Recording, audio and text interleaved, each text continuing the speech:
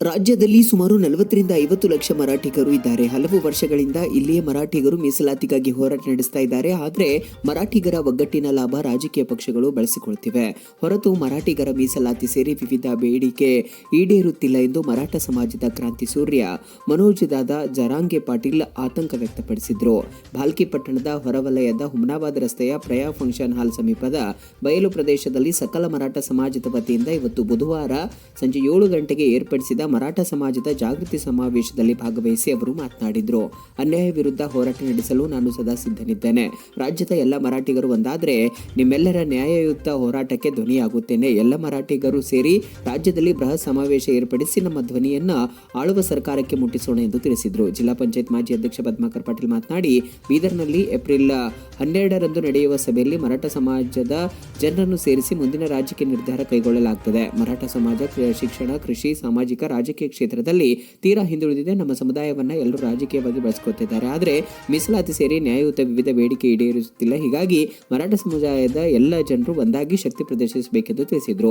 ಸಾನ್ನಿಧ್ಯ ವಹಿಸಿದ ಬೆಂಗಳೂರಿನ ಗೋಸಾಯಿ ಮಹಾಸಂಸ್ಥಾನ ಮಠದ ಮಂಜುನಾಥ ಭಾರತಿ ಸ್ವಾಮೀಜಿ ಮಾತನಾಡಿ, ಶಿವಾಜಿ ಮಹಾರಾಜರ ಜೀವನ ಚರಿತ್ರೆ ಪ್ರತಿಯೊಬ್ಬರಿಗೂ ಪ್ರೇರಣೆಯಾಗಿದೆ. ಅವರಲ್ಲಿನ ಸಾಹಸ, ಧೈರ್ಯ ಜೊತೆಗೆ ಶೌರ್ಯ, ದೇಶಪ್ರೇಮ, ದೇಶಭಕ್ತಿ, ಸಹೋದರತ್ವ ಪ್ರತಿಯೊಬ್ಬರು ಅನುಸರಿಸುವ ಮೂಲಕ ಅವರಿಗೆ ನಿಜವಾದ ಗೌರವ ಕೊಡಬೇಕೆಂದು ತಿಳಿಸಿದರು. ಈ ಸಂದರ್ಭದಲ್ಲಿ ಪ್ರಮುಖರಾದ ಜನಾರ್ದನ್ ಬಿರಾದರ್, ನಂದಕುಮಾರ್ ಸಾಳುಂಕೆ, ಅದೇ ರೀತಿ ಡಾಕ್ಟರ್ ದಿನಕರ್ ಮೋರೆ, ಅಶೋಕರಾವ್ ಸೋಂಜಿ ಸೇರಿದಂತೆ ಹಲವರು ಇದ್ದರು. ಡಾಕ್ಟರ್ ದಿನಕರ್ ಮೋರೆ ಸ್ವಾಗತಿಸಿದ್ರು.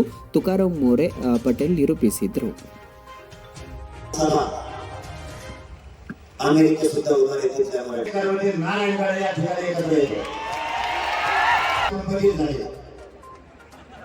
त्यांना माहिती आहे बोललं होऊ शकतो.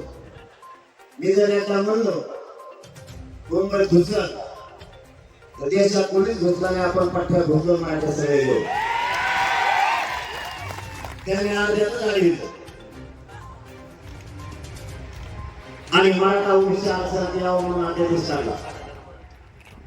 2012च्या कायद्यात दुरुस्ती करू. या मराठ्याच्या नोंदीने त्यांना सगळ्या सोयीच्या माध्यमातून नोंदी आणि आरक्षण दिलं जाईल. आता त्याची सध्या अधिसूचना काढल्यामुळे म्हणणं लोकांचं ते घेत आहे. कार्यक्रमाला म्हणजे 2 कोटी मराठ्यांना लागणारा खर्च 123 गावातून उभा केला. पण कार्यक्रम फक्त 22 गावातच पार पडला. 102 गावाचे पैसे आता तसेच शिल्लक आहेत त्याच गावाच्या लोकांकडे. एका टप्प्यात मोदी आणि महाराष्ट्रात 48